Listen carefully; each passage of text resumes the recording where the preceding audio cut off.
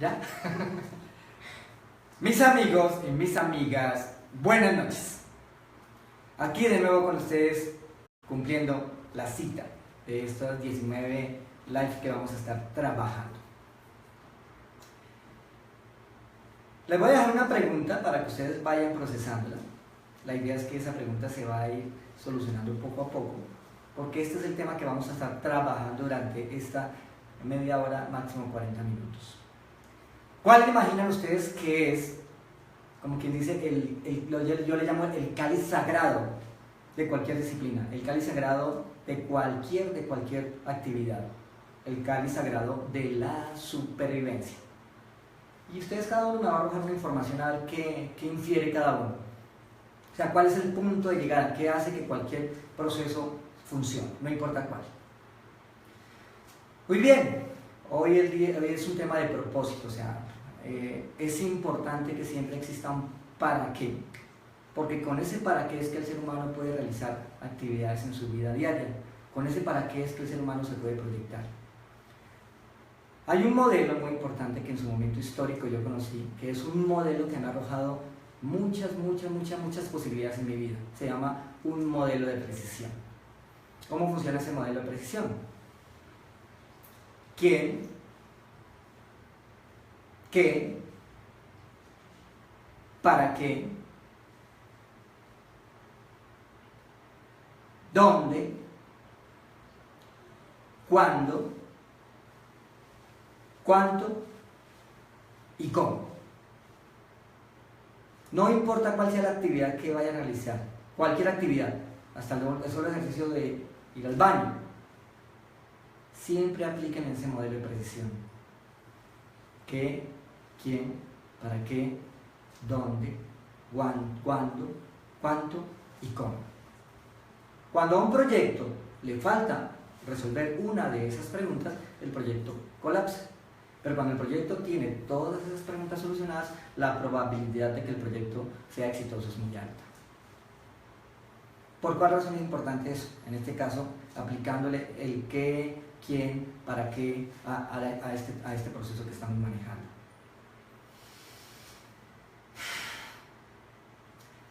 Yo le refería en la sesión pasada que entregar información desde mi contexto oriental me genera una dualidad, porque es una información que, como todas las disciplinas, es bella, es hermosa, es trascendente, pero extremadamente confusa.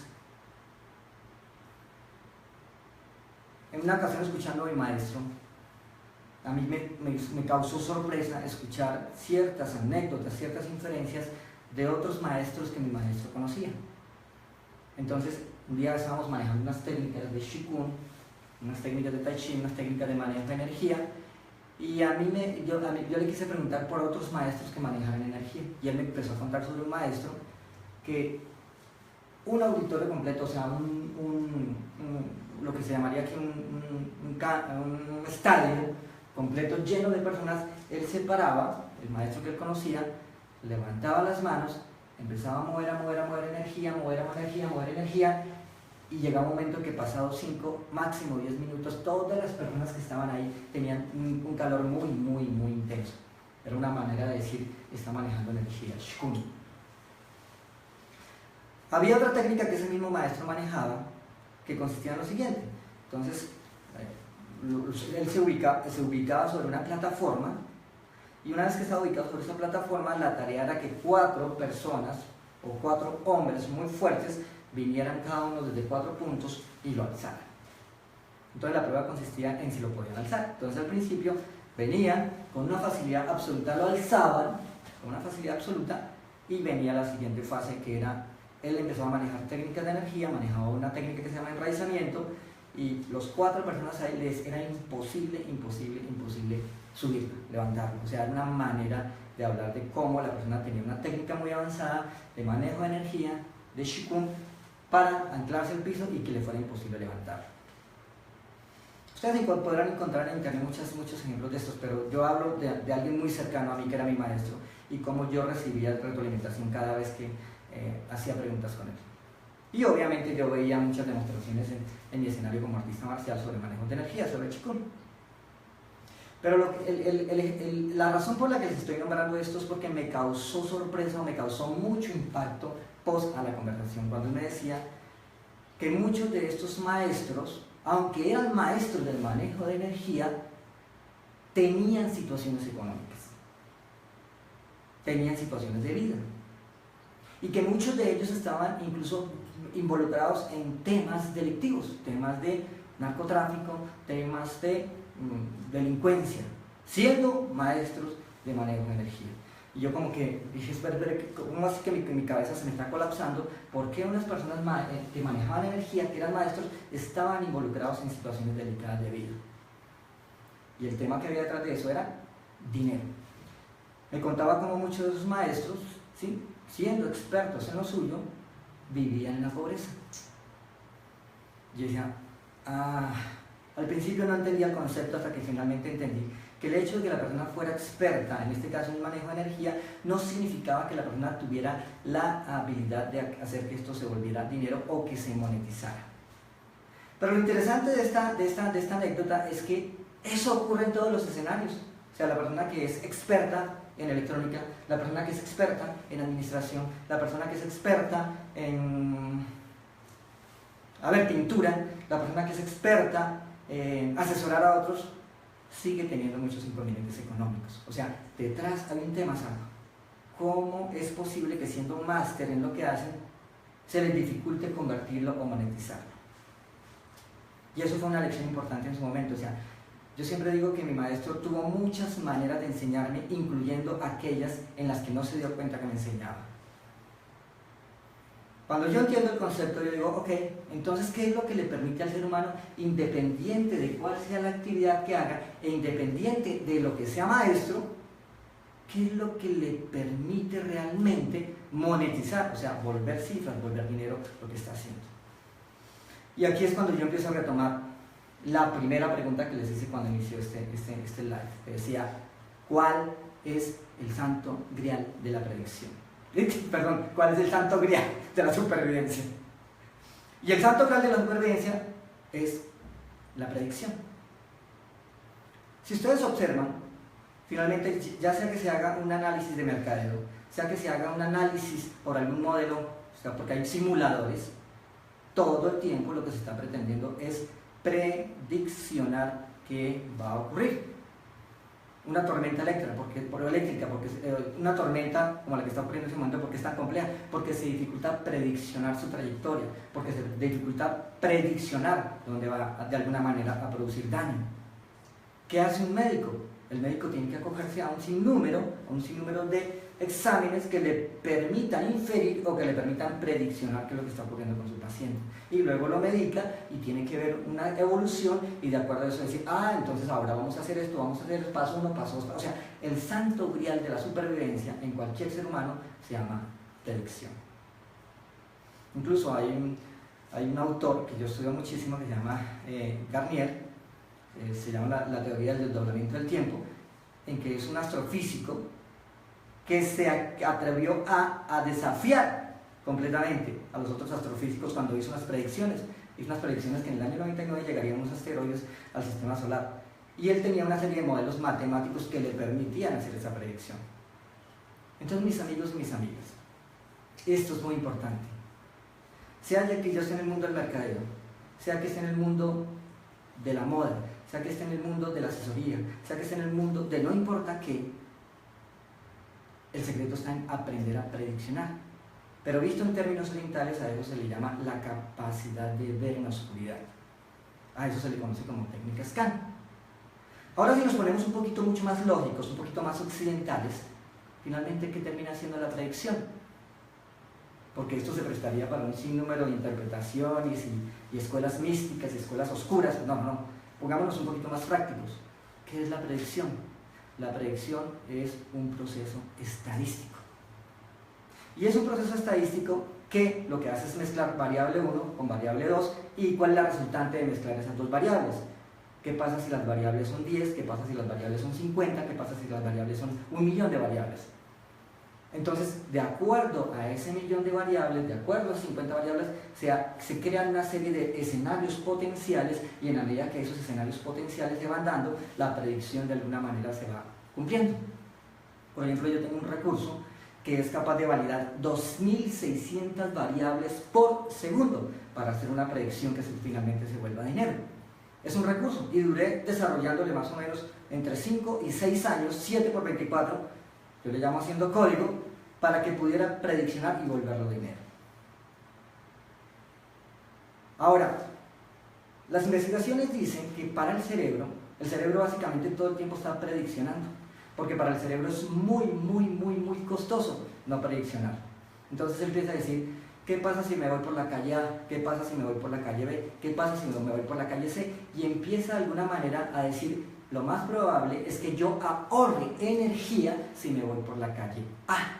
Y para él es importante saber qué va a pasar. O sea, para el cerebro es extremadamente importante prediccionar, porque de eso depende su supervivencia, de eso depende ahorrar energía. Y todo lo que les he estado mostrando es buscando cómo contextualizo este para qué. ¿Qué significa este para qué? La primera vez que empecé a liberar mi información, les dije, mire, voy a hablarles sobre técnicas CAN y cómo un día llegó un libro que puso en orden mis ideas de lo que yo había aprendido en el monasterio. Luego les hice un video, les dejé como un video que les dijera, mire, necesito que vean este video que hace referencia al vestido del emperador o el traje del emperador. Y hacía referencia a cómo las personas, en el ánimo de no sentirse estúpidas o no sentirse ignorantes a una realidad que todo el mundo dice que es verdad, pero que él sabe que es mentira, le termina diciendo, sí, es verdad. ¿Para qué? Para no sentirse estúpido. Eso es importante que lo tengan en cuenta porque en un futuro se estará viendo de nuevo. Ahora, las técnicas que tienen que ver con la capacidad de predecir hacen referencia a cómo yo capturo información en cualquier escenario.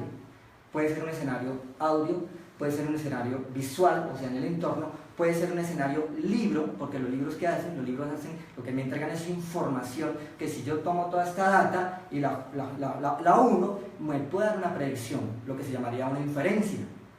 Entonces, las técnicas CAN aplican en todos los escenarios de la vida, incluyendo un libro, incluyendo un escenario, incluyendo una conversación. ¿Cómo le llaman los empresarios a esto? Los empresarios le llaman olfato. Yo conocí a un empresario, posiblemente me esté viendo, en el año 99, y era fascinante lo que él hacía. Él hacía lo siguiente: su grupo de abogados, su grupo de financieros, su grupo de administradores le decían, por favor, revísenme si este negocio llena las condiciones legales para que yo pueda hacer esta negociación. Todo el mundo le decía, sí, sí, aprobado, no tiene problemas legales, administrativamente está bien, las proyecciones están bien. Entonces él se sentaba a la hora de firmar el documento y ocurría lo siguiente: cogía el esfero, se sentaba, y si la mano le empezaba a temblar, él paraba, dejaba el esfero y decía, no firme. Pero jefe, ya está listo, ya está investigado, el contrato está listo. Y dice, no, mi olfato me dice que no, que hay algo que no está bien.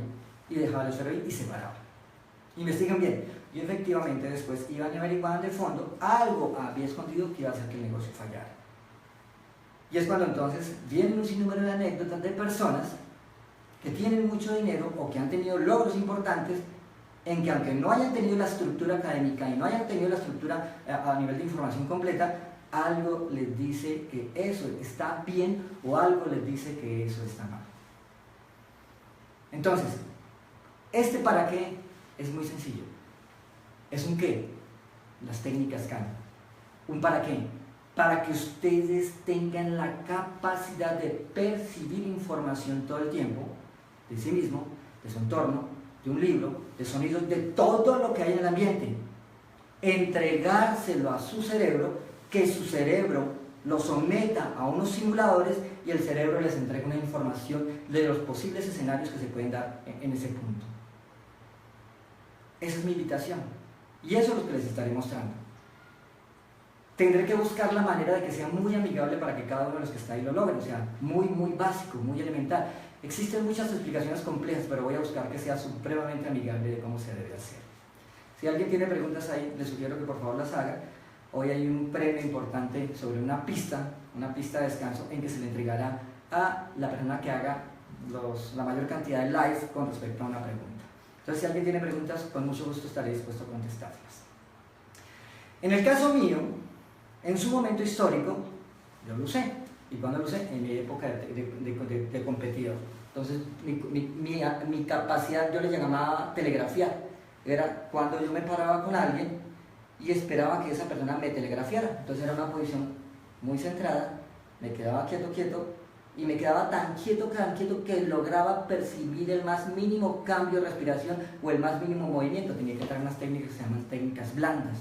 Así, me quedaba ahí quieto. Con el tiempo lo hice, trabajando ya para un banco, en que me quedaba quieto y me daba la capacidad de percibir dónde estaba lo que estaba fallando.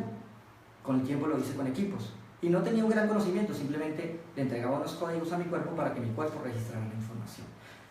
Luego, ocurrió en una ciudad que se llama Medellín, que es de los momentos más históricos que yo haya tenido. Yo me acuerdo que yo tenía una pregunta abierta. ¿Y cómo se hace? Era una investigación sobre biofísica. ¿Y dónde encuentro información que me pueda explicar cómo funciona esto? ¿Y dónde encuentro información que me pueda explicar? Yo me acuerdo que yo iba para el aeropuerto, iba pasando por el centro, iba de regreso a Bogotá, iba pasando por el centro de Medellín, cuando iba caminando, cuando de pronto mi cuerpo se quedó quieto. Y yo no podía avanzar, luego mi cuerpo solo giró, y cuando me di cuenta me dirigía hacia una librería que era al frente. Entré derechito a la librería, pasé por varios estantes hasta que era un estante y quedé cuadrado ahí, y la mano sola se levantó, cogí un libro y salió. Y ese libro se llama La vieja nueva medicina. Es el libro más fascinante que yo haya podido encontrar en mi vida, porque me explicaba desde el contexto biofísica, del contexto ruso, todo lo que hasta ahora yo venía investigando. ¿Por qué? Porque para esa época todavía no había internet, para esa época no había los suficientes casos que me permitieran decir, esto funciona así, esto funciona así, esto funciona así. Tenemos una pregunta de Diego Ramos. Dice, cuando se afina con entrenamiento, ¿se percibe con todo el cuerpo o con una parte puntual? Muy bien, Diego, mi viejo, qué rico saber de usted, es una de las personas que se está entrenando conmigo.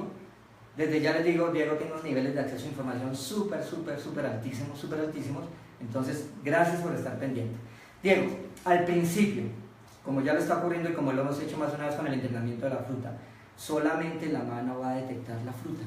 Si Diego les pone un comentario ahí más adelante, por ejemplo hicimos un entrenamiento con él y con la señora, en que yo escondía una uva hacia el lateral izquierdo o hacia el lateral derecho, y con los ojos cerrados, él automáticamente detectaba dónde estaba la fruta. Eso llegó un momento en que él se asustó, cuando él se dio cuenta que su cuerpo lo podía hacer, o sea, que quien estaba rastreando la información era su cuerpo. Luego, ¿qué hice yo con Diego? Cogí tres pocillos, para que él pudiera comprobar que efectivamente estaba funcionando, o sea, que yo no estaba controlando el experimento. Le dije, mantenga los ojos cerrados, puse la uva debajo de un pocillo, y él automáticamente la mano se levantó sola y escogió el pocillo que tenía la uva y se asustó, pero quedó absolutamente fascinado. Entonces, en un principio, Diego, se hace con la mano, pero con el tiempo se hace con todo el cuerpo. O sea, hay una técnica en que yo puedo hacer una expansión, lanzar una onda con todo el cuerpo, promedio 50 metros a la redonda, y detectar información que hay dependiendo del código que yo le genere. Y eso en su momento se lo enseñaré. Gracias por la pregunta. Muy bien, entonces volviendo al tema de origen. ¿Cómo hago yo? Entiendo que las técnicas Khan son técnicas que aplican en cualquier escenario de mi vida, incluyendo un libro, incluyendo un escenario, incluyendo un sonido, incluyendo hablar con alguien, para percibir información que es muy sutil, que los sentidos, el oído, tacto, vista, gusto, olfato, áptico y sinestésico, bien entrenados la pueden percibir. O sea, eso no tiene que ver con extraterrestres ni con cosas raras, sino bien entrenados los sentidos. Diego les puede dar fe de eso. Y cómo mis sentidos se pueden expandir hasta que detectan la información, y de acuerdo a un código o una pregunta, yo puedo registrar lo que estoy buscando. Eso es muy importante lo que les voy a decir. Suena raro, pero los que lo han trabajado conmigo me entienden. El cuerpo tiene inteligencia propia. ¿Qué significa que el cuerpo tiene inteligencia propia? Es como si el cuerpo pensara diferente a lo que yo pienso como ser consciente. O sea, él tiene su propia inteligencia. Y les voy a poner un ejemplo de un día que ocurrió. Un día estaba entrenando con una persona en que teníamos que buscar el origen de una situación, el origen de algo muy complejo que estaba viviendo en su vida. Y repasábamos los datos, buscando dónde estaba la información que estaba escondida en el cuerpo, hasta que llegó un momento en que de tanto repasar los datos, era un jovencito más o menos con unos 15 años, el jovencito solo, hace lo siguiente: la mano se levanta, estira, él se queda mirándome, sorprendido, voltea a mirar y me dice: ah, es una cerveza que estoy cogiendo. Él conscientemente no se acordaba de la información, pero su cuerpo sí se acordaba de la cerveza. Era como si el cuerpo le dijera: mire, esta es la información que yo tengo para usted como ser consciente. Entonces, cuando yo empiezo a entrenar a las personas en este tipo de técnicas, lo primero que yo les insisto es: por favor, escuchen su cuerpo, por favor, sientan su cuerpo, por favor, perciban su cuerpo, porque su cuerpo tiene la información. En estos días estaré trabajando con un maestro, se llama Gien, en que cómo estas técnicas, las técnicas CAN, aplican para detectar patrones en los mercados de alta volatilidad, cómo aplica para detectar patrones en la bolsa, cómo aplica para determinar el comportamiento del mercado, porque eso tiene un potencial, y se lo estaré mostrando en los próximos días a ellos, y tendré todo un grupo de control que podrá darse cuenta de qué tan cierta es la tesis, o sea, cómo esto aplica en cualquier escenario de su vida. Cuando yo empecé a comprender eso, dije: ok, ya no se trata solo de manejar energía, ya no se trata solo de cómo hago que mi cuerpo esté fuerte, ya no se trata solo de cómo lo puedo producir una técnica para controlarlo o para hacer algo, se trata de cómo utilizo estos potenciales energéticos para percibir información y para transmitir información. Y en ese momento todo cogió sentido. Al principio yo vivía en función de la pelea, vivía en función del combate, me encantaba. Pero cuando finalmente entendí el concepto, dije: ok, listo, el tema no es pelear, el tema no es combate, el tema es cómo yo entreno mi cuerpo para que empezara a sentir movimientos energéticos. Y en ese momento fue cuando empecé a trabajar sobre dos disciplinas importantes. Una se llama la disciplina del biofeedback. ¿Qué significa biofeedback? Bio significa cuerpo, feedback significa retroalimentación. Entonces hay unos equipos especiales electrónicos, porque en especialidad la electrónica, que permiten determinar, que permiten medir mi temperatura, permiten medir mi grado de oxigenación, permiten medir mi resistencia a la piel, permiten medir mi tensión arterial, permiten medir mi ritmo cardíaco. O sea, hay una cantidad de indicadores en mi cuerpo que me dicen cuándo están en punto de equilibrio, cuándo están sobreexaltados o cuando están demasiado bajos. Eso se llama biofeedback. Entonces, a través de un computador, a través de una pantalla, yo me puedo enterar de mi cuerpo, de cómo mi cuerpo está reaccionando a un estímulo, o cómo yo puedo entrenar mi cuerpo para que responda a lo que yo le estoy solicitando. Te están haciendo una pregunta. Olga Isabel, ¿es el subconsciente que da la respuesta?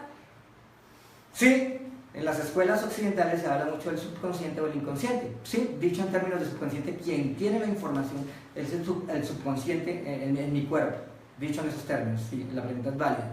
Entonces la pregunta es: ¿cómo permito que mi subconsciente se manifieste? Porque regularmente la persona interrumpe la manifestación del subconsciente cuando prima el consciente y filtra la respuesta. O sea, ¿cómo hago que mi subconsciente de la manera más libre y espontánea se manifieste?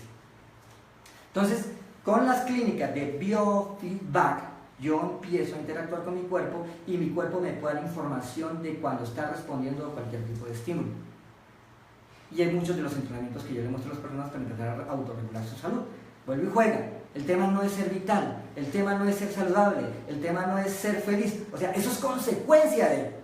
Todo eso es consecuencia de cómo yo entreno mi cuerpo para acceso a altos volúmenes de información, y al entrenarlo necesariamente pongo en orden mi cuerpo. Es consecuencia de. Si yo tengo miedo, yo filtro la información. Si estoy libre de miedo, pues automáticamente por defecto me siento en paz. Entonces la gente no centra su energía, es para que deje de estar centrando su energía en eso, es para que entienda que si el objetivo es acceso a alto volumen de información, ¿qué hago yo para llegar hasta allá? Y en ese camino es cuando me libero de un sinnúmero de situaciones. En ese camino Diego Ramos me va entendiendo lo que le estoy diciendo y cada una de las personas que se han ido entrenando conmigo. La siguiente clínica son las clínicas de neurofeedback. Neurofeedback es cuál es la actividad eléctrica de mi cerebro, cómo se comporta mi cerebro a nivel de frecuencias gamma, a nivel de frecuencias beta, a nivel de frecuencias alfa, a nivel de frecuencias delta, teta y a nivel de frecuencias delta. Esto les va a sorprender o les va a fascinar. Miren lo que ocurre. En las escuelas orientales se insiste muchísimo para que, eso suena muy raro, pero en las escuelas se insiste para que mi cerebro permanezca en delta, y eso es una contradicción porque resulta que delta significa el cerebro apagado. Para que mi cerebro permanezca en delta mientras yo estoy activo. Por eso ustedes notarán que en las películas o las personas se ven como hablando lento, ¿cómo estás? ¿Qué cosas son eternas? Porque el cuerpo está latente. Entonces, mi cerebro tiene que estar en delta y eso tiene mucho sentido desde mi formación porque necesito apagar mi cerebro para que mi cuerpo pueda actuar, para que el que piense es mi cuerpo. Pero viene una mezcla importante. Tiene que estar en delta, pero a la vez tiene que estar habilitado alfa. Entonces yo siempre digo que alfa es como la puerta, es la puerta entre afuera y la puerta entre adentro. Entonces, si alfa mantiene cerrada, yo puedo entrar en delta y quedo como una realidad virtual, o sea, yo con yo. No me entero nunca del mundo. Entonces, las técnicas de acceso a la información es como yo bajo mi pulso cerebral a delta, mantengo habilitado alfa, quiere decir que mantengo habilitada mi capacidad de percibir mi entorno, la información que está en mi entorno, pero mi cerebro se silencia para que pueda actuar mi cuerpo. Y en ese momento es cuando mi cuerpo empieza a hacer lo que tenga que hacer. Es una técnica muy exigente físicamente, es una técnica muy exigente emocionalmente, es una técnica muy exigente a nivel cognitivo y a nivel de procesos psicológicos. Entonces, ¿qué ocurre? Una vez que mi cuerpo ha capturado la información que ya está en delta, viene la siguiente fase. ¿Cómo la saco de ahí y la proceso y la vuelvo funcional? Y eso tengo que subir mi frecuencia a beta. O sea, ¿cómo empiezo a activar mi beta en la zona prefrontal para decir qué hago con esta información? Y en ese momento, cuando empecé a entender el concepto, dije, ya sé lo que ocurría con los maestros que mi maestro refería. Mi maestro tenía una habilidad muy impresionante para moverse entre delta y gamma, pero él me explicaba lo que ocurría con los otros maestros y los diferentes inconvenientes que tenía. Entonces, quien debe capturar la información para prediccionar es mi cuerpo, debe mantener abierta la puerta que es alfa y luego me la tiene que entregar a mi cerebro la tiene que procesar y convertirla en un objetivo real. Eso suena raro, eso suena a película, pero les puedo garantizar que hay un sinnúmero de personas que han entrenado conmigo y que disfrutan de ese tipo de sensaciones. Es muy exigente físicamente, es muy exigente a nivel de glucosa, es muy exigente a nivel de oxígeno y por eso el cuerpo tiene que estar muy preparado. Así que las próximas sesiones, los próximos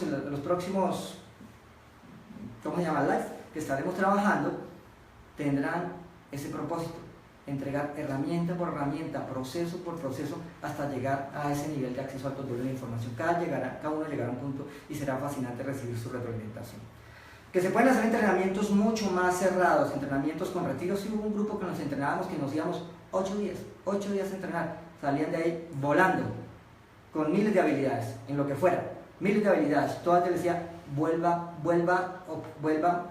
muy puntual, vuelva muy concreto lo que usted va a entrenar, vuélvalo muy concreto y verá lo que va a hacer, ¿ok? Entonces, por ahora voy a cerrar este proceso. Quería decirles que esta técnica no solo tiene que ver con lectura, tiene que ver con todo un proceso para prediccionar. Cómo volverlo dinero, cómo monetizarlo, cómo poder leer la bolsa, cómo poder leer el mercado de alta volatilidad, cómo prediccionar lo que se necesita en una empresa, cómo saber qué es lo que necesita mi cliente. De eso se trata. Muy bien, mis amigos y mis amigas, hasta una próxima oportunidad.